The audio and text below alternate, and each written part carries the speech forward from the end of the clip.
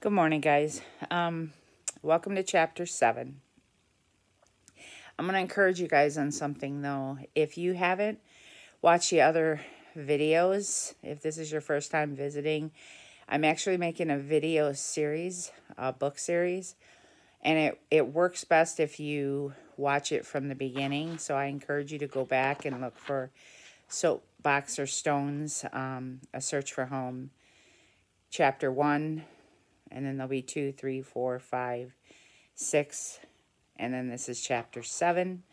The story makes a lot more sense if you watch it from the beginning and let it build. Because some of the stuff I'm referencing, you won't have any clue how we got to that point. Again, I'm not sitting at my table because I was having some back issues. And I realized that sitting on that hard bench was actually causing a lot of my pain. So I've been doing it from my couch, which works really well. I don't know if the lighting and all that's that great, but it works for what to help with my back. I'm going to pray right away and invite Jesus in, which I've been doing, because there's a couple things I want to talk to you before I start on this, because sometimes after I'm done talking, I remember some things, and I want to make sure that I'm giving a complete and accurate representation of how things were. It's really important to me. And also, there's some things that I'm leaving out on purpose. There's sometimes I'm going to be vague, and then there's other things that happen that I'm aware of happening, but they don't really necessarily, they affect me personally, emotionally, because I've had to deal with the trauma, kind of like with my aunt and my cousin, but it doesn't necessarily mean that it had anything to do with me and my story. It's just an awareness of things that are going on around me. And so you'll find me kind of be vague in certain spots about that for the protection of others. And because the whole point of this story is to talk about what God has done. In the end, my goal is to talk about what God did with all of this. And not all of it has a happy ending because of choices that people made. And but there's some stuff I want to talk about, because I'm going to try and give some insight on a few things on this one. And I'm not trying to get on a soapbox, and I'm not trying to throw stones. I just want to try to educate from my own personal experience. So I'm going to pray and invite Jesus in, and then we'll talk, and then I'll continue on this story. Dear Heavenly Father, I just commit this to you, and I pray, Lord Jesus, you know how much yesterday took out of me. Those 4 months in Florida, Father, really affected me deeply. And they kind of changed the trajectory of my life, my attitude, the way I treated myself, Lord. Just changed a lot of things and left a lot of scars. And we're going to start getting into areas where I don't like myself very much, more and more. And it's a difficult road, Lord. So please help me to tell it accurately. Please help me to honor you and help people understand the journey. Because, Lord, I almost called this a road to redemption, because that's what it was. It was a long, hard journey, but in the end, my story is redeemed through Jesus Christ, and I just praise you for that. So please help me to speak accurately what you would have me speak. We invite you in. Help the hearers to hear what you want them to hear. In Jesus' name I pray. Amen. Couple things. Yesterday, I told you yesterday was the anniversary, or chapter 6, was the anniversary of my heart condition, and we'll find about that later. But some stuff happened yesterday that I feel like I want to address.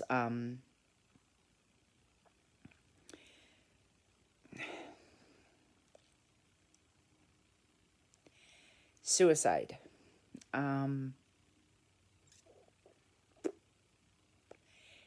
today's story is going to have a suicide in it. So again, I don't think that you should have children around. But I want you to understand something about suicide. Someone said yesterday that, because the whole discussion about COVID or whatever, and that, and I'm not going to get into that, but they said, their comment was, people don't choose COVID, but they choose suicide. I want you to understand something. People don't choose suicide. People don't choose to have mental health issues. I didn't choose to be bipolar.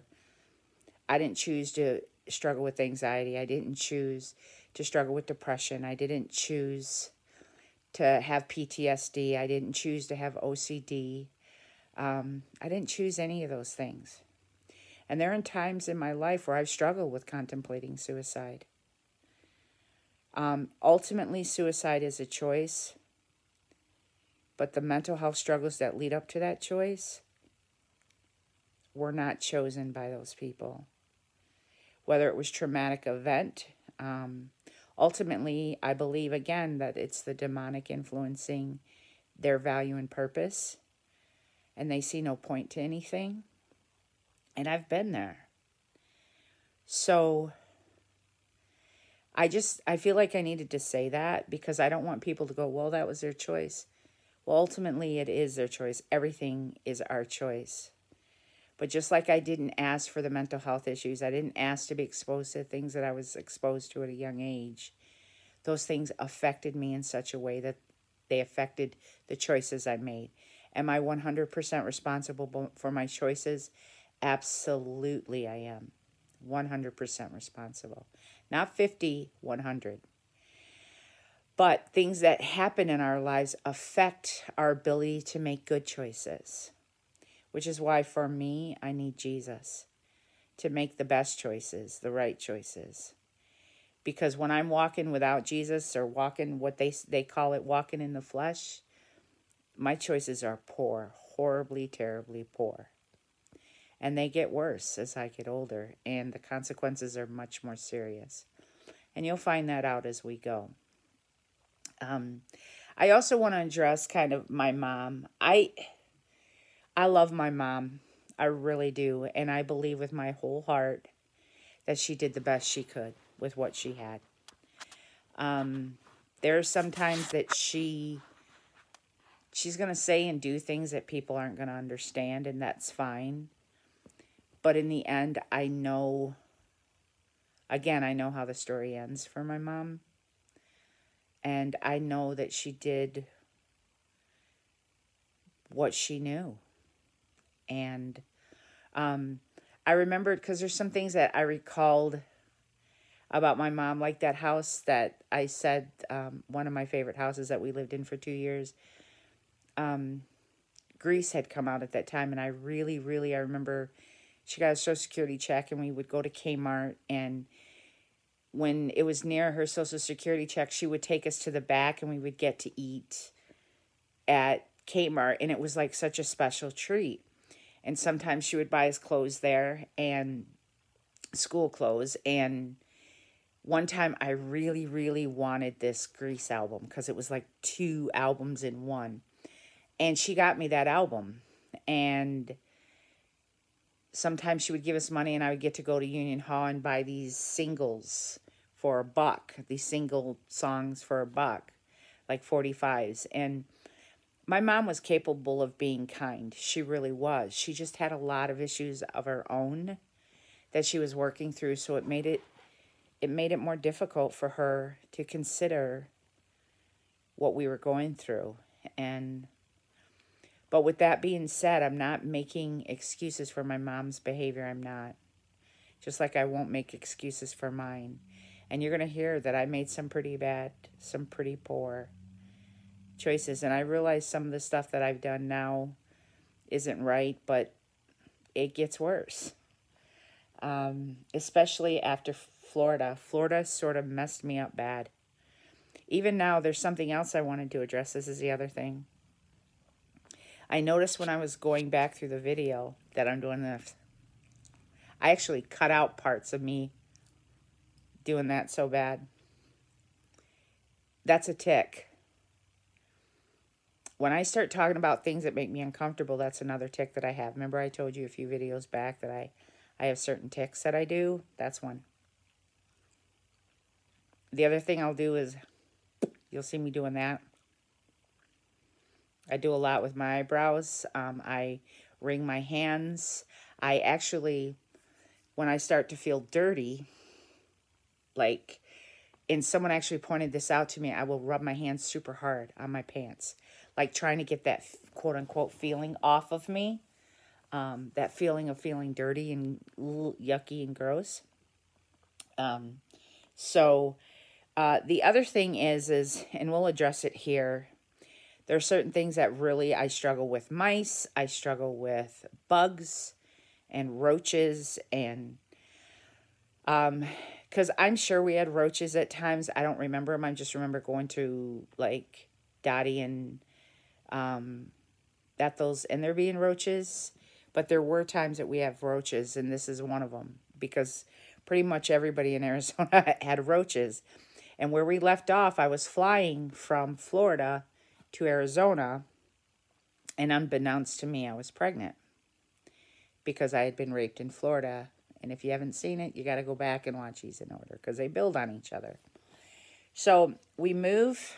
I land in Arizona. It's February 8th, and I hate Arizona passionately, by the way. I would live there more than once and hated it the whole time. But anyway, I'm not a big heat sort of person. I like seasons, and I love fall. It's my favorite. Oh, by the way, the other thing is I wanted to tell you, when I had shared about me skipping school in Florida, that wasn't the first time I remember skipping school as a kid in Detroit. Yeah, really young, skipping school. But anyway, I also remember in Detroit too, because my anxiety, we used to feed my anxiety. I remember the sirens going off in the air.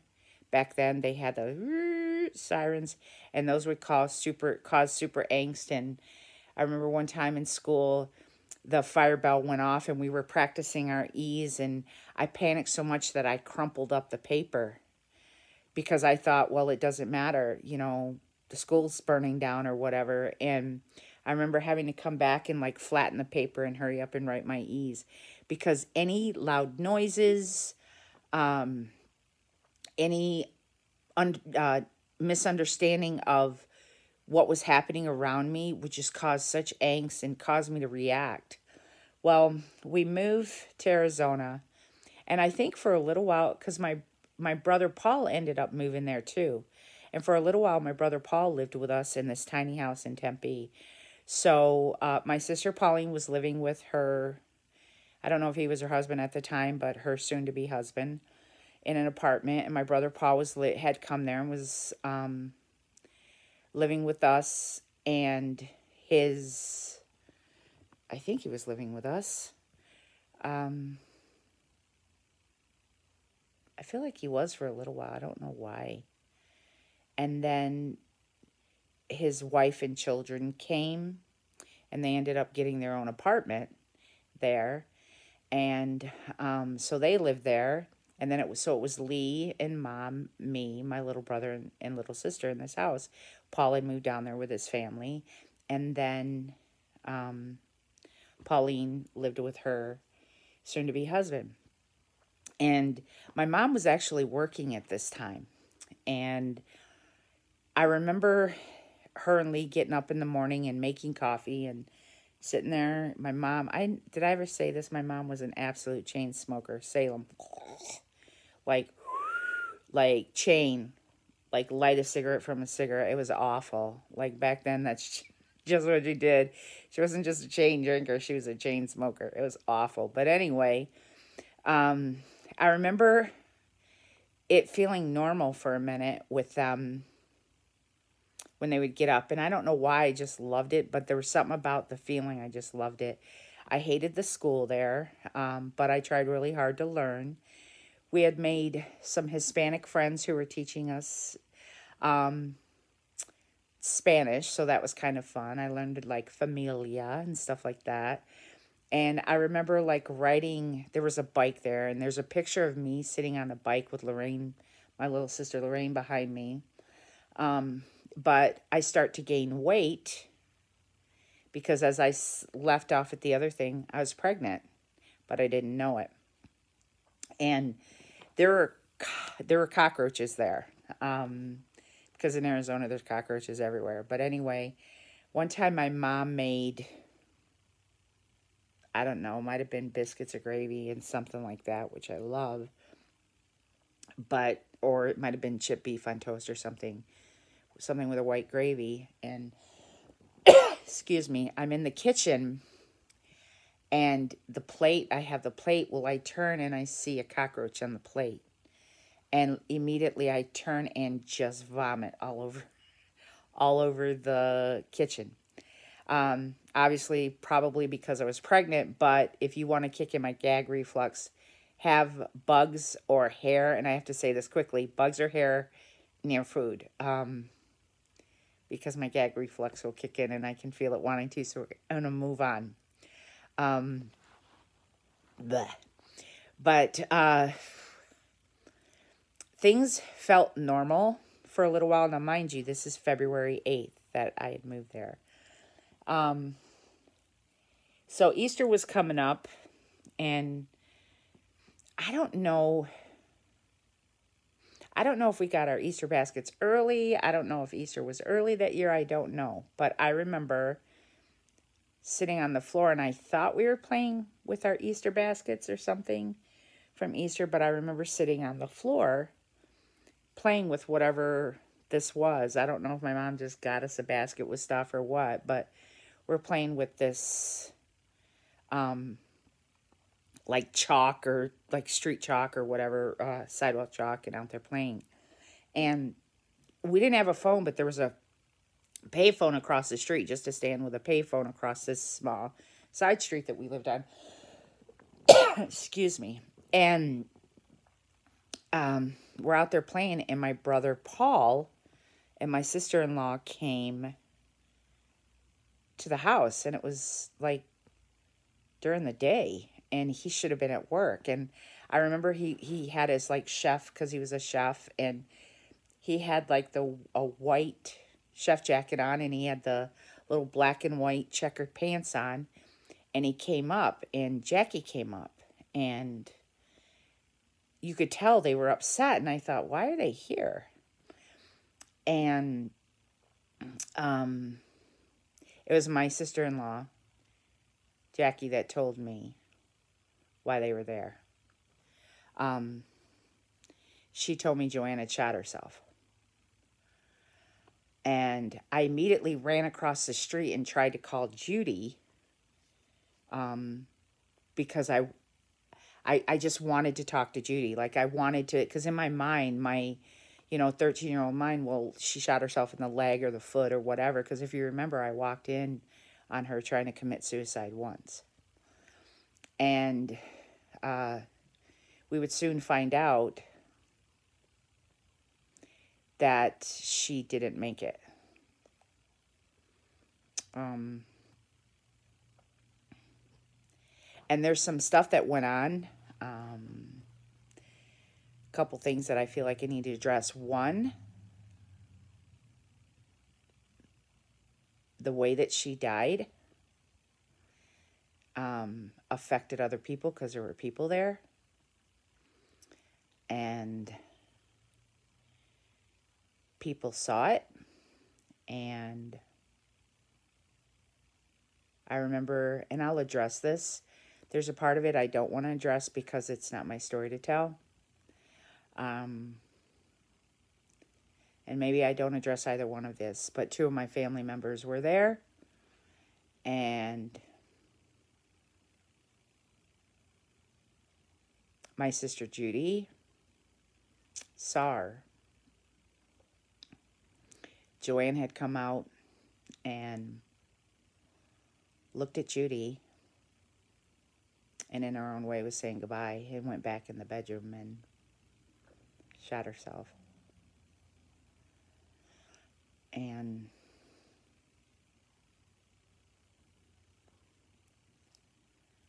I don't know if I'm crossing a boundary or not by sharing that. But I don't know, Lord, do I say this or not? I mean, it's part of my story, but it isn't.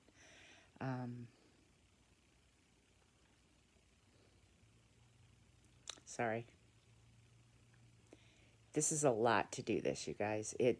I don't know if you realize it. It might not seem like much, and I know I have my nervous laugh and stuff, but you have no idea how exhausted I am when I'm done doing one of these videos. It takes a lot out of me. A lot.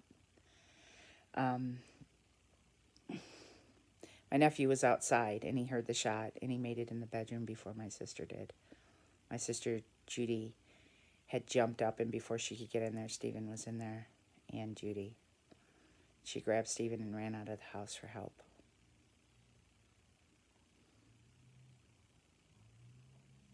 And we loved Stephen so much, and we knew this scarred him. Side note, at the funeral, he was just so sweet at the funeral. And I remember he just like, I was chewing gum or something, and he had asked for gum, and he made everybody laugh because he was just so sweet. And I remember driving. We had to drive back to Loves Park because that's where she was going to be buried. They had her flown from Florida to Loves Park, and we drove from Arizona to Loves Park and congregated at my grandmother's house. I remember her boyfriend coming, and stuff happened, and I'm not going to share it because that isn't my story to tell, but stuff happened that showed his true colors, and it just makes me sick to my stomach. Yeah, and I won't share that. The reason I share about Judy and Stephen is because I just know this affected them. And believe it or not, this wouldn't be the last time that my sister Judy was going to have to watch a sibling die. And because my sister Judy went through a lot of stuff in her own right. Stuff that she shared with me that happened to her when she was young. I think she handled it different. But she had a lot of pain, too. And so we buried Joanne. And she's 23 years old. She died on St. Patty's Day. That's what I think of every St. Patrick's Day. And my brother Paul had told me that she had called him the night before or earlier that day or something. I think it was the day before. And in her own right, she was saying goodbye to him too. What it took me a long time to tell people was when I lived those 4 months in Florida, I had a dream that Joanne killed herself. In the way that she killed herself. And for a little while, I felt like it was my fault somehow because I had had this dream. But I felt like it was a warning from God. Because she had tried before. And she was determined to succeed. And it was a hard thing. This was a really, really difficult thing. I remember going to the funeral home. I remember everybody there. I remember the smell. I remember driving. And my brother had his van. And all of us were in that van. And we were behind the hearse. And I remember someone cutting into the line between us and the hearse. And I remember my brother nailing the horn. And it just upset him so much. I felt like it was so disrespectful. And this was really, really hard. I remember my sister Pauline struggling. She didn't understand why. But what we didn't know at the time, I believe now, is that my sister had bipolar. And just like my mom. And We had suffered so much abuse from so many. I mean, my sister, like if you remember when I talked about Lorraine, it was my sister running through the house looking for her. Why do you think she was running around looking for her? Because she knew. Because she had been in that position. Just like the rest of us knew. There's just so much that I can't even talk about. So many nuances of things that aren't my story to tell, but that we observed, things we saw that were disgusting. And they affected us, even though they weren't part of our story. We watched them unfold in other people's stories. So that's why I say, before you judge someone too quickly and dismiss suicide as a choice, you've got to understand the history behind what went into that choice. Where were they at? What got them to that place? How young were they when the enemy told them they were nothing and didn't have value or purpose? Don't get on a soapbox, and don't throw stones at people who commit suicide. Don't do it. You have no idea the pain that they went through to get to that place. Don't blame yourself, because ultimately it's their choice. But the pain that their mind, the broken parts of their mind, nobody understands but them. I have that same kind of mind. It's by God's grace that I'm still here. It's by the love and the compassion of Jesus Christ that I'm still here. There's been times, and my friend, one of my dearest friends, and she'll attest to it, that I called her one day, and I was a follower of Jesus at this time. And my mind was so consumed with so many voices that I called her and I said, you need to come to me now, because I'm going to kill myself. I can't hear God. I can't hear Jesus. I just hear the voices. And she came and she held me and just let me sob until I was okay. Because see, in a weird sort of way, I was blessed. I saw what suicide did. I saw what it did to my family, and I don't want to ever be in a position where I do that to others. That's what stopped me. But see, I figured out a different way to do it. I didn't just blatantly commit suicide, but I found a way to torture myself or self-destruct or abuse myself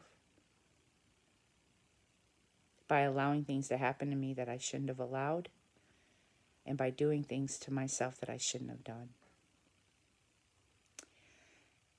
My sidebar's done now, but I just wanted to put that in there because I already told you. So now my sister's committed suicide. I saw her, had walked in on her trying to do it. I saw my mom on the floor with a knife. I saw my stepdad with a knife. My aunt drove her car into a lake. I've seen suicide. In my family, we have a lot of bizarre deaths in our family, actually, a lot of them. Bizarre deaths. So when my cousin Lisa died, was murdered, it was like the next thing. And death is a hard thing to deal with, even as a believer in Jesus, because you see the pain and suffering of those left behind.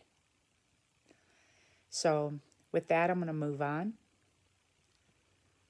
I pray first, if you are someone who's contemplating suicide, there are people out there who can help you. Call a pastor, call a friend, call a parent, call a sibling, call a helpline, but reach out, because the enemy and the world and your flesh are going to want to tell you you're not worth saving, and that's a lie. It's a lie from the pit of hell.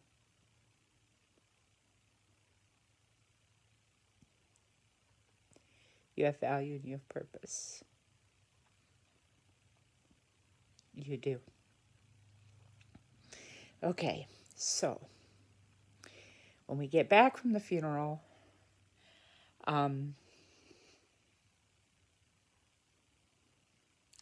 actually, I'm not sure. You know those blurry spots I talk about.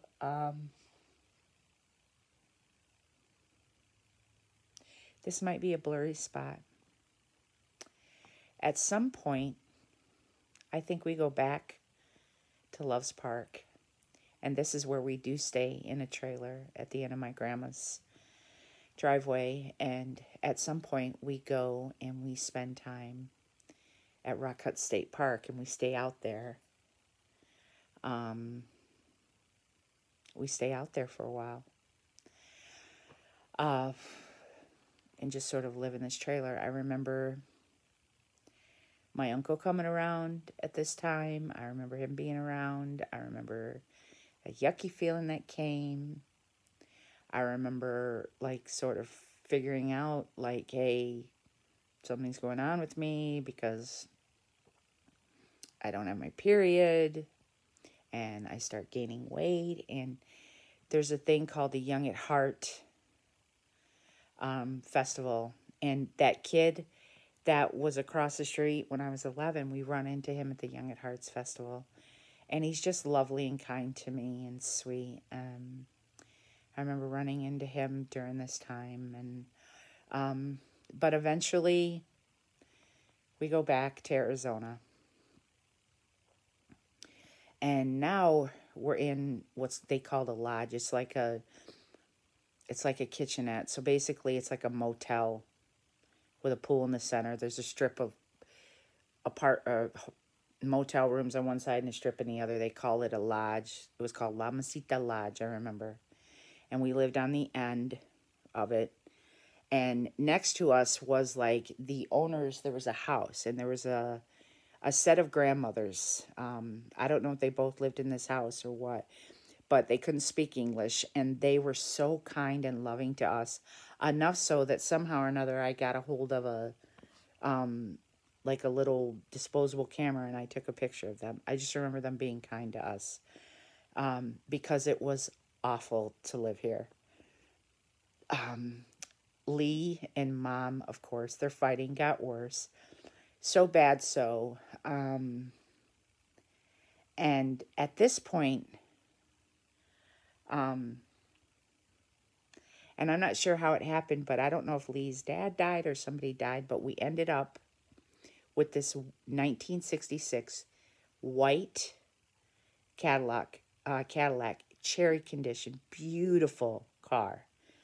And Lee brought it. And remember, he had bought my mom like a caddy or whatever in a truck or whatever. But for, I believe it was the 66 Cadillac in this, my mom's caddy that my stepdad had gotten her or whatever. They get into a fight. And they're driving up and down University Avenue, chasing each other in these vehicles. And they had done that in Detroit before. But yeah, as a matter of fact, I think like maybe they might have done damage. I'm not sure. That caddy, it was a beautiful Cadillac though. I don't think that one got hurt, but I think the other one got hurt.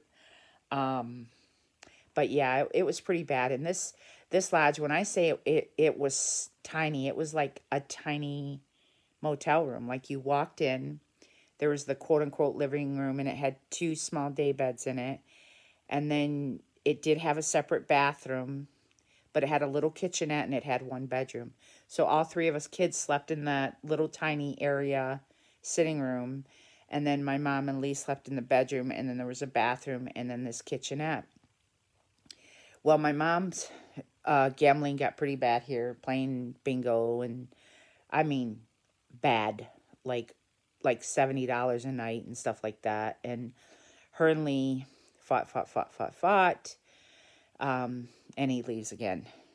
And so then it's just us, and her drinking gets really bad. And I remember one time there's some guy in this lodge who comes over and he wants my mom to go with him. Well, I know why he wants my mom to go with him.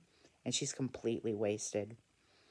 And 13-year-old me stands up and says, no, she can't go. And tries to, like, make her stay. And he's, like, cussing me out. And he's, like, pulling her. And I'm pulling her. And I'm, like, screaming at him to get the blank out of there. And, like, I think he threatened to hit me or whatever. But for whatever reason, I would not back down. And I think eventually my mom came inside. But then there were other times, and I think Lee might have been there at this time, but like there would be other times where I would piss her off so bad. I remember one time, I think Lee was there. I don't know. She got a belt out, and I used to always walk around because at this point I'm getting heavier and heavier. I have this like brown house coat, brown zip up house coat, and that's all I wore all the time. Why I wasn't in school, it had to be summertime. Excuse me, because I wasn't in school. And because I left I'd left Florida February 8th. My sister died March 17th. And then we went back up to Illinois for, excuse me, the Young at Heart is in May. So we would have been up there for May. And so we were up there for part of the summer. And then we came back home. So this is where we were in this lodge. But I wouldn't even go outside and swim or anything. Now, mind you, the summer in Arizona, it like gets to 120. And they didn't have air conditioning. They had what's called a swap cooler, which means water would run through it. And the water was supposed to cool the rooms. Well, the water was boiling hot because the sun was beating on the roof. So it was like hot air blowing out. But it was awful. I hated it. And my mom one time, I don't know, I pissed her off and she got a belt out and she starts wailing me with this belt. And she's just like hitting me. And so like to the point that I'm actually end up crumpled on the ground and I'm begging her to stop. And she whips it. And when she whips it, she gets it around my neck and it goes around my neck and snaps and sort of like snaps against my neck and then unrolls. And, I think like Lee made her stop or something. I feel like that's one time Lee might have intervened. And in this house, I also learned to cook. I remember making fried chicken for my little brother and sister and stuff like that. Well, my mom would once in a while, when she was sober and in her right mind, she would take us to bingo. So apparently, and she told me later, this is how she found out. Like at this point, I'm 7 months pregnant. And,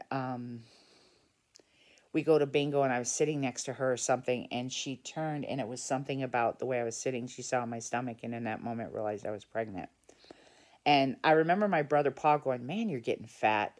Because I would sit with pillows because at this point I knew something. I knew like that I was pregnant at 7 months. But it took a while for me to figure out what was happening. So I knew I was pregnant. But now at this point, all I know to do is hide it. Which in hindsight, I'm thinking, WTH, like, did I really think I was going to hide it? But believe it or not, we have people in our family that did. And yeah, so every time I think something, people think that's absurd. That would never happen. But I think it because stuff like that happened in our family. So anyway, she figures out I'm pregnant. And, now at this point, all I can think of is I can't have my baby grow up in this. I can't have my baby grow up in this. I can't have my baby grow up in this. I can't. Because by now, at this point, Lee has left and Junior comes and he's living two doors down. And he hurts one of my siblings at this point, at knife point. Yeah.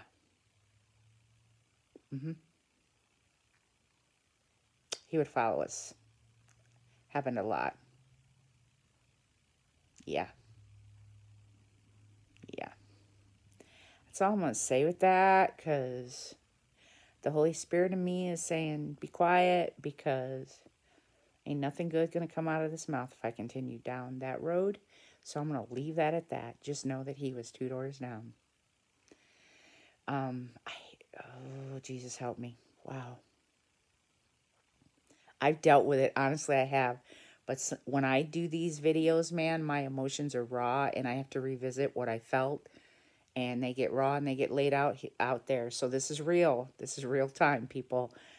This is really me. I'm not going to cut this part out. This is really me dealing with what it was like. And so, like I said, yesterday took a lot out of me. I knew today would. But I have to do this. It's important. This story needs to be told because there is a happy ending. And that I question calling this a road to redemption. Did I already say that? Instead of a search for home. And maybe I should have called it a search for home or the road to redemption. I don't know. But anyway, so I start praying at this time. I'm praying like, and at this point, I prayed enough to God, and I went to Awana's that I think somehow or another I may have understood that Jesus was the Son of God. So I start praying, and I'm like begging God, please, please, please, don't make my baby grow up in this. Don't make my baby grow up in this. Please, I'm begging you, don't make my baby grow up in this. And I'm not lying. This is a true story. Someone comes to the door and knocks on the door while I'm in there praying. And the whole thing, they had figured out that I was pregnant. And I got a lot of this from people. Like when my mom would go to the store, people would look at me and go, I was 13 years old and I was pregnant. People were, and this was 1980. So this was 40 years ago. So I got a lot from people. And I remember the shame that I would feel. And I think, you don't know what happened. You're judging me. You don't know. You don't know. But still I hid. I hid in this stupid lodge. And it was so hot in there and dark. And I kept the curtains shut. And because you tried to keep the sun out. And my child molesting uncle is like a few doors down. And though his son, he has a son, and I loved one of his sons who was kind and knew what his father had done. And he hated it, but he was powerless to do anything about it. But I still, to this day, love him very much. But anyway, so I'm praying one day, and I'm like, God, please, please, please help my child. And someone knocks on the door, and it's a woman whose boyfriend lives in a lodge. And she's a nurse.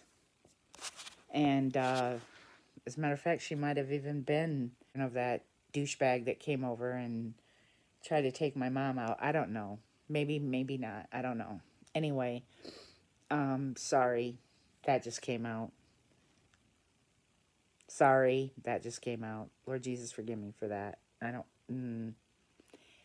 going to cut that out. She may have been even the girlfriend to that guy who came out and tried to take my mom. I don't know. For some reason that I keep thinking that is real, but maybe it's not. But anyway, she knocked on the door and she said, hey, I'm a nurse at, I think it was Mesa Lutheran Hospital. And there's someone there who wants to adopt a baby. Would this be something you would consider? Now, your gut instinct is obviously no. But she gave me a card, and it was a card to a lawyer. And she said, consider it. So I keep praying. I tell my mom about it. My mom's like, absolutely not. Because my mom believed that you should abort before you give up a baby. She believed that. And as a matter of fact, later we were told that even one of my siblings, my youngest sibling, was born at 1 pound. And he had a 50-50 chance of living, and they brought him home and he lived. That he was a botched abortion. I was told that later. I don't know if it's true or not. But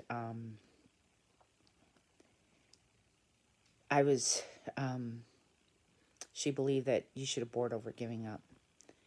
That no matter what you put your kid through, you didn't give your kid up. And I don't know if she crossed over to the thought of them being property somehow. I don't know.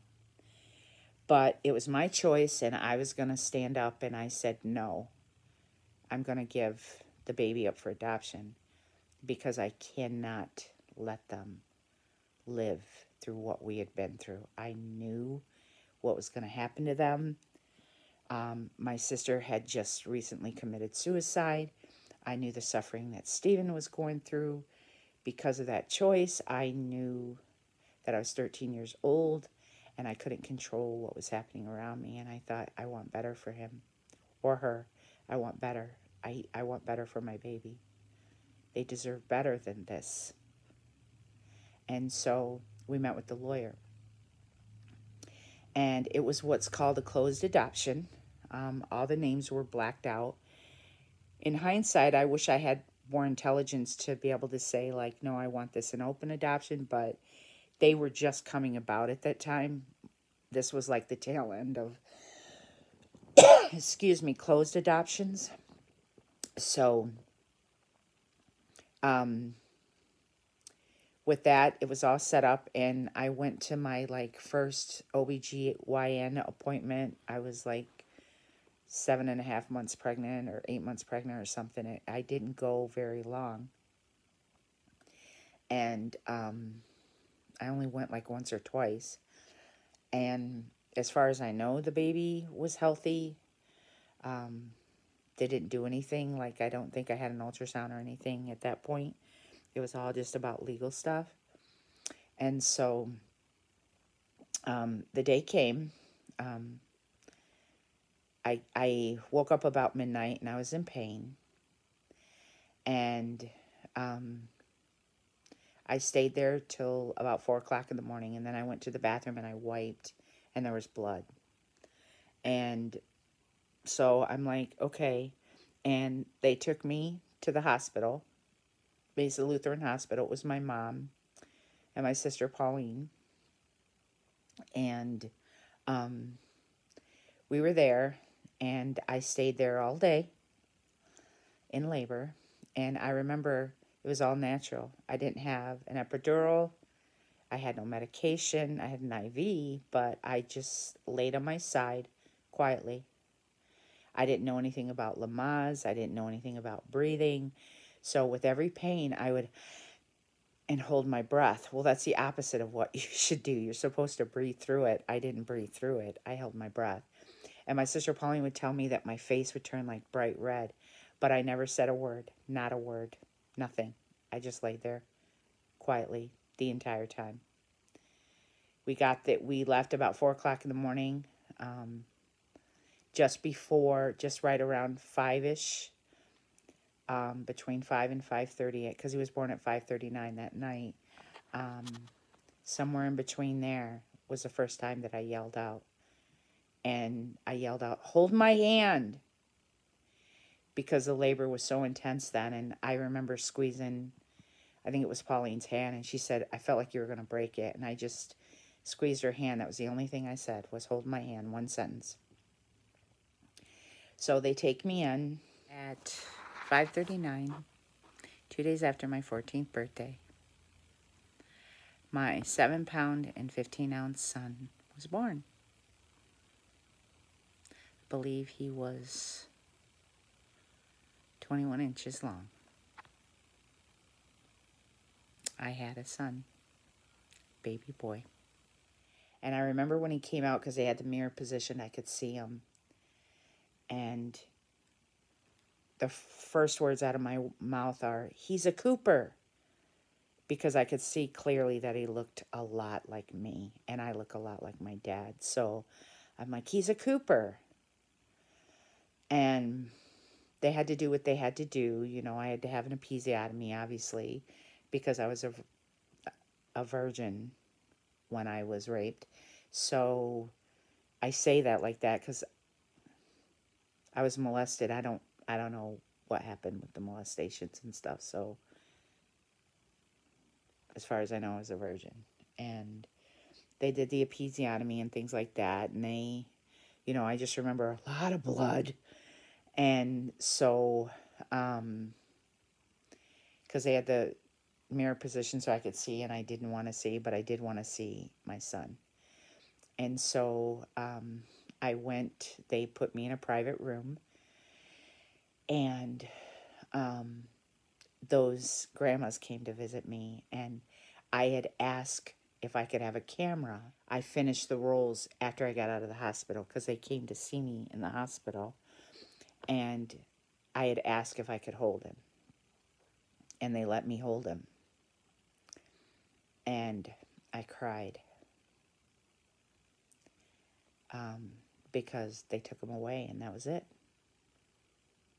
It was done. But when I got out of the hospital, I found out that all the pictures were black, so I had no picture of my son. Well, I had asked the adopted family if they could please give me a picture of him, and so they did. And I have the picture to this day. He's right there. That's a 40-year-old picture of my son that I gave up for adoption. Held him one time, and I was 14. That's him, and that's the picture. When I got out of the hospital, I was not the same person. One of the first things that happened, and I remember the feeling of my stomach feeling so empty because he wasn't there and I didn't have him in my arms. Two things happened.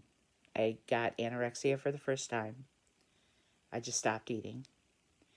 And maybe it was, and we know now, what we didn't know then is that anorexia is a form of trying to control things. And it was a form for me to control. And the second thing is I had made a vow in my spirit that I would never love another child again if I couldn't love my own. And I remember someone had come to visit, and they had a little child, and I was sitting in our little area in this, I don't know, sitting room or living room or whatever. It wasn't really a living room, just a small space at this lodge. And I remember them coming in, and they had a little child, like maybe a 1 or 2 year old, and it walked over to me. And I remember me stiffening my whole body up, and I would not touch a child. And he came up and touched my leg or something and would smile at me. And I just remember stiffening my whole body and thinking, get away from me, get away from me, get away from me, get away from me. Because somewhere in my mind I had vowed that vow that, no, if I can't love my child, I don't want to love any child. And what's funny is God has an amazing way of, wait to hear, God has an amazing way of changing the heart of a human being. And yeah, God's awesome, because later it would be my passion, which is funny. But you'll hear later on that. See, you got to keep coming back so you can hear how the story ends. But after that, I just remember that I didn't want to be in Arizona. I already hated it, but I really didn't want to be in Arizona. So I begged my mom. I said, Mom, please, can we go back to Loves Park? Please, can we go back home? And she said, and this is so weird, there are times where my mom was so kind, and then other times she was just horrible, and then other times she did things that did not make sense. And I realize that's probably the bipolar, because that's what I did. I mean, when we lived in that house, my favorite house for 2 years, I remember she painted the dining room like a flag, a giant flag, red, white, and blue. And we know that I told you from the beginning that when she's manic, she paints. I told you about that table. So obviously she was having a manic episode then. Our landlord didn't like it. But here, I don't know if it was not having my grandson or having her grandson. I don't know what it was, but for some reason, she agreed to this, and I'm about to tell you. I said, Mom, would you give me your social, because she's like, we don't have the money. I said, will you give me your Social Security check? I will pay, because we had to pay the lodge by the week. And I said, I will pay the bills. And if I can save, I don't know what, it was like, because I'm like, how much will it cost? I said, if I can save $325 or $350 or $375. It was one of those numbers. If I can save that much money, can we go back to Loves Park? And she agreed. So she gave me the check. We cashed it. I went, I paid the lodge bill, and I hid the money. My mom had to ask me for bingo money. And I rationed it out. And she could go like once a week or maybe even twice a week or something. But I rationed it out. And at the end, saved the $300 and something, 325. I think it was 325 or 350, somewhere in there, 375, one of those. I had saved the money. And so she let us go back. And when we went back, if I'm not mistaken, at this point, yes, I'm not mistaken. We had the white Cadillac, that 66 Cadillac, because the other one I think got damaged in their, racing fight, or Lee took it.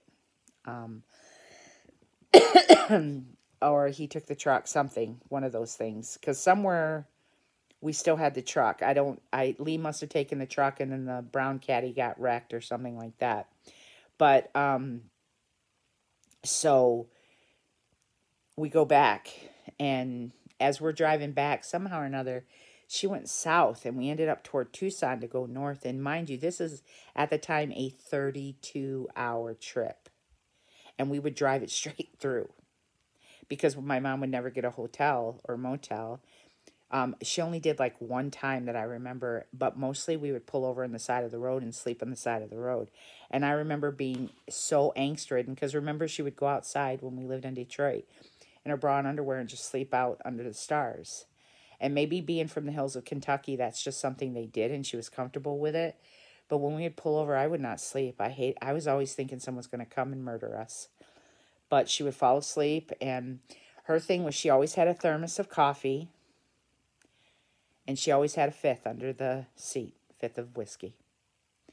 And as she was driving, inevitably, this is a true story,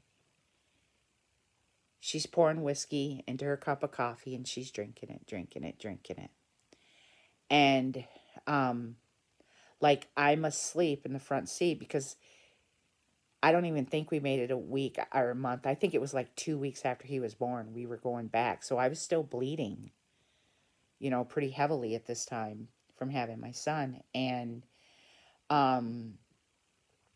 so it might have been 3 weeks, but it was between 2 and 4 weeks, but we're driving back. I'm pretty sure it was 2 weeks. Like, I couldn't stay. I paid everything, and then I'm like, I got $325 back, or left over, let's go.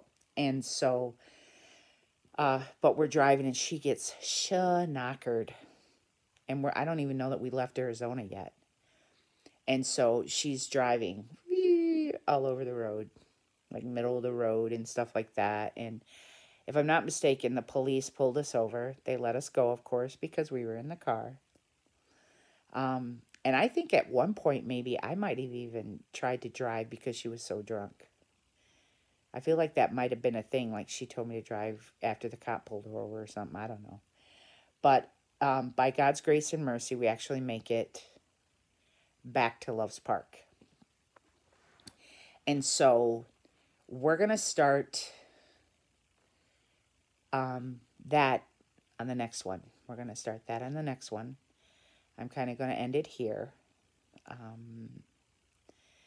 But, yeah. And then we'll start our next chapter in Loves Park. Hopefully I haven't forgotten anything, because sometimes after I